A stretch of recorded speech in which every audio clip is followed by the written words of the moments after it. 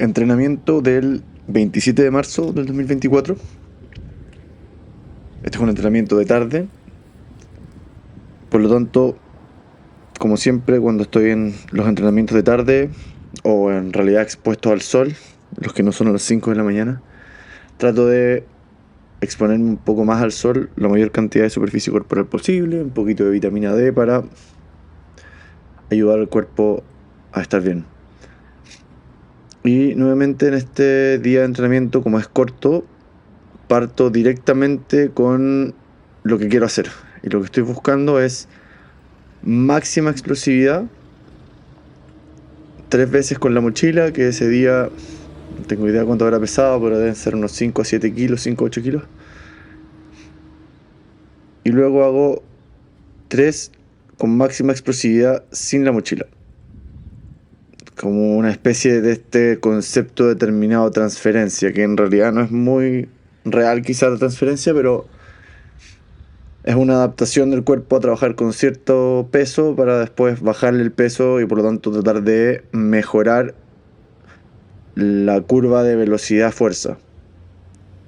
Este es un concepto que quizás no he mencionado tanto, la curva de velocidad-fuerza. Bueno, y entre medio hago estos ejercicios suaves de pierna, simplemente para trabajar la movilidad de la cadera, que siempre me gusta mantener lo mejor posible, especialmente después de días largos de trabajo. Entonces la curva de velocidad-fuerza es una curva que en uno de los ejes plantea la cantidad de fuerza que uno tiene que hacer para mover un objeto, y en el otro eje es la velocidad a la que se puede mover ese objeto. Y como es lógico si es que uno lo piensa, a mayor fuerza necesaria para mover un objeto, menor velocidad se va a poder ejercer. Y al revés, mientras menos fuerza tenga que hacer un objeto para mover un objeto, más velocidad voy a poder ejercer. Por lo tanto, esta curva es la que nos explica por qué cuando alguien hace mucho ejercicio de pesas muy pesado, tiende a sentirse muy lento. Y es una explicación distinta a lo que ocurre cuando uno entrena distancias muy largas. Porque al entrenar distancias muy largas se está predisponiendo a la formación de ciertas fibras en base a los requerimientos metabólicos, en base a los sistemas energéticos que está usando. Pero cuando uno lo hace en esta curva de velocidad-fuerza, en realidad con la fuerza máxima uno está reclutando las fibras denominadas rápidas, o 2. Y sin embargo, la velocidad se pierde mucho.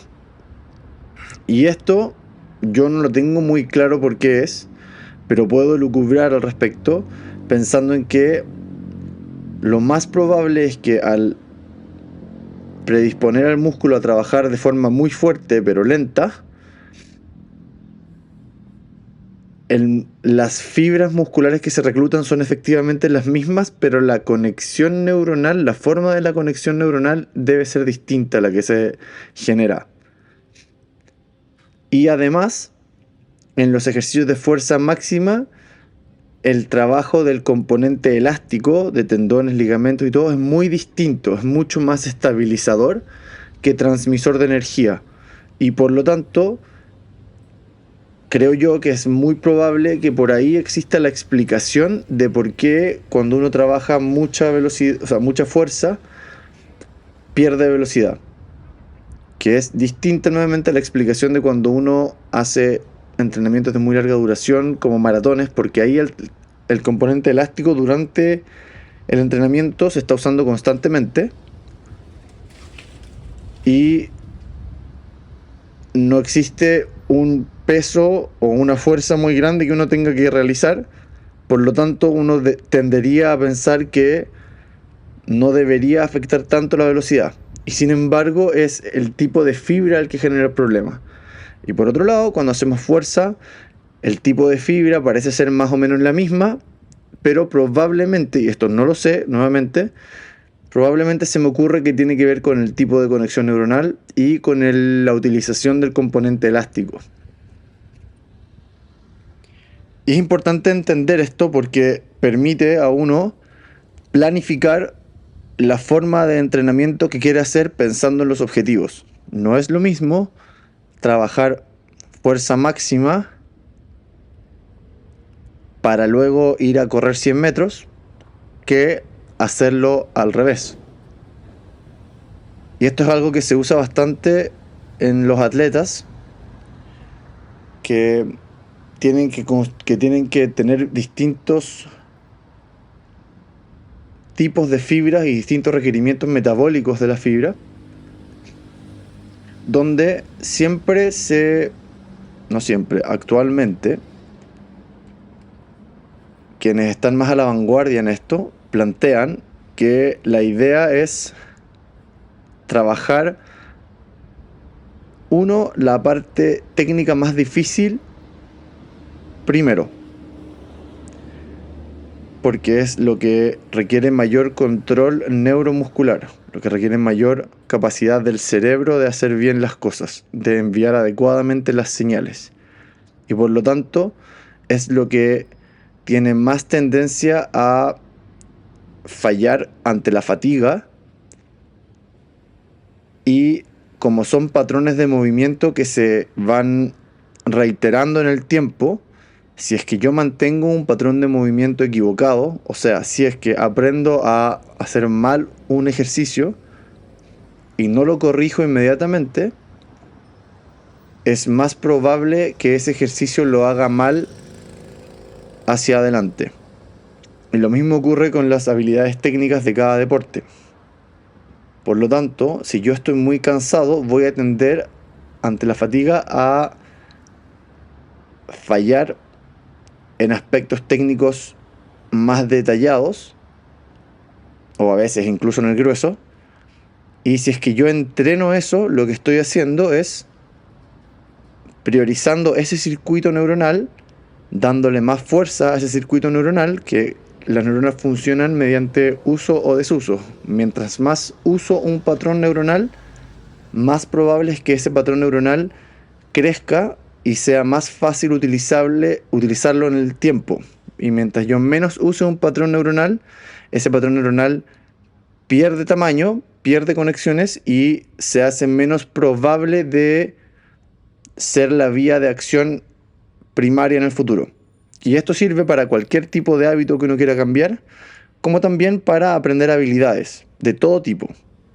Y por lo tanto, si es que yo nunca me expongo a algo de forma adecuada, nunca voy a poder hacerlo de forma adecuada, y por lo tanto, bajo una situación deportiva que es de presión y de alta velocidad, nunca me va a salir bien, o quizá una cada 1000 por suerte nomás. Pero no es una forma sensata de intentar mejorar una habilidad. Entonces, estos patrones, que son los más difíciles, los más complejos neuromuscularmente, son los que se tienen que hacer al principio, especialmente lo que tenga mucho detalle. Y luego, lo que se trata de entrenar son aquellas habilidades que son de máxima explosividad o máxima velocidad, porque también tiene un componente de agotamiento neuromuscular. Para luego entrenar, por ejemplo, si uno quiere trabajar fuerza máxima, aquellos ejercicios de fuerza máxima o de gran reclutamiento motor que requieren mucho músculo para funcionar, porque metabólicamente hablando, la célula con poco descanso puede lograr más o menos el máximo, pero las neuronas, la fatiga neuronal, la fatiga mental es mucho más lenta de recuperarse, y por lo tanto se requiere que haya un periodo más largo, que pueden ser 12, 24 o incluso 48, 72 horas, para descansar adecuadamente la función neuronal y que pueda ejercerse ese patrón de extremadamente alta velocidad o extremadamente alto detalle técnico. Entonces, yo lo que estoy haciendo en este entrenamiento es partir directamente con la fase de máxima velocidad y fuerza en cierta medida. Y si yo quisiera y tuviera más tiempo y quisiera trabajar el componente más láctico o más de más larga duración, de más repeticiones de este tipo de movimiento, lo que haría sería, al terminar esta fase, pasarme a los ejercicios que son de repeticiones, de mayor número de repeticiones. De 10 arriba, puede ser incluso más de 30, depende mucho de lo que uno esté haciendo. Y ahí hay mucha variabilidad en las posibilidades y en cómo uno lo va entrenando. Entonces, el mensaje de todo esto es, si yo quiero aprender una habilidad nueva, tratar de hacerlo siempre lo más descansado posible. No existe eso como buen concepto de tratar de hacerlo cansado para que me salga cuando estoy cansado. No, la idea es hacerlo siempre lo más descansado posible hasta que el patrón motor me salga perfecto para que después pueda entrenarlo cansado como una estrategia de trabajo mental más que como una estrategia de trabajo técnico. Y por lo tanto, si quiero trabajar velocidad o fuerza, trabajarlas también al principio de una sesión, después de tener obviamente adecuadamente preparados los músculos, y aquellos ejercicios que son de más repeticiones, más bien hipertrofia o entrenamiento láctico o aeróbico, dejarlos para el final. Hasta la próxima.